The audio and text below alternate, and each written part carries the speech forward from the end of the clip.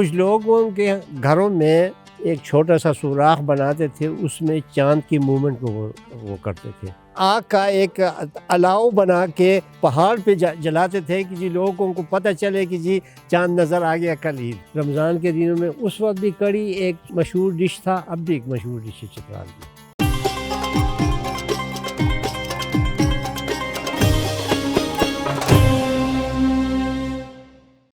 میرا نام محمد ولی خان ہے۔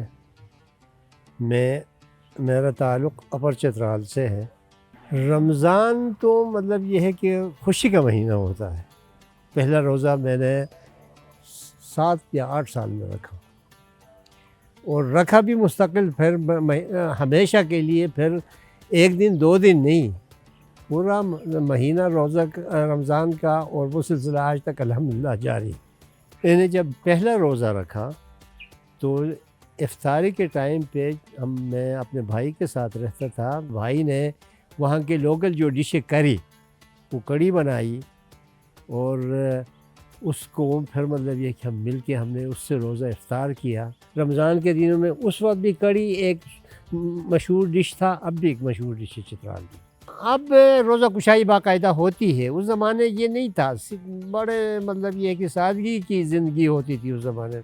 اب یہ ایکٹیویٹیز بڑھ گئی ہیں، ٹی وی آ گیا ہے، لوگ دیکھتے ہیں کہ روزہ کشائی ہوتی ہے۔ اس زمانے میں تو ہم مطلب یہ ہے کہ پہاڑوں کے اندر قید کی زندگی گزار رہے تھے۔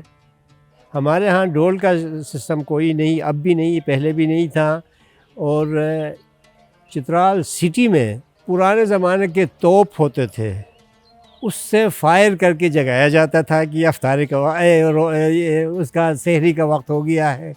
پھر سحری کا وقت ختم ہوتا تھا تو وہ پھر توپ فائر کرتے تھے کہ جب ٹائم ختم ہو گیا۔ اسی طریقے سے افطاری کے ٹائم پہ بھی توپ کی فائر ہوتی تھی۔ وہ پرانے زمانے کے توپ ایک شاہی قلعے میں موجود ہیں بہت سارے، ان میں سے ایک پہ بارود ڈال کے ایک بندہ اس کے لیے ہوتا تھا۔ اب تو سائرن آ گیا ہے تو وہ سلسلہ ختم ہو گیا ہے۔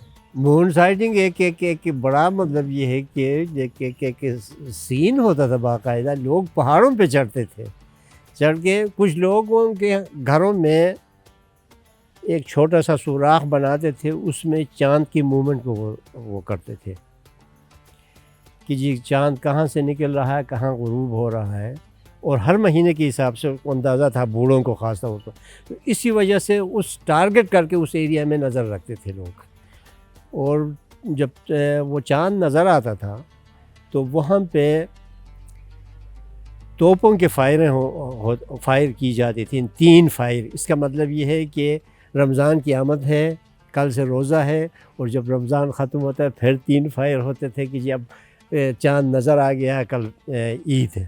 پھر جہاں یہ توپ کی آواز نہیں جاتی، وہ ایک آگ کا ایک الاؤ بنا کے پہاڑ پہ جلاتے تھے کہ جی لوگوں کو پتہ چلے کہ جی چاند نظر آ گیا کل عید ہے۔ ہمیں تو یہ انتظار ہوتا تھا کہ کب عید آئے، تاکہ ہم بچوں کے ساتھ باہر جا کے بازار یا اور کسی کھلے جگہ میں جا کے انڈے لڑا لیں۔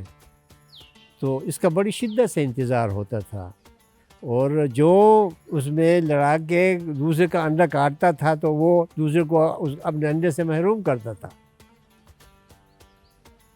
یہ بہت بڑا شغل ہوتا تھا اس زمانے میں بچوں کا۔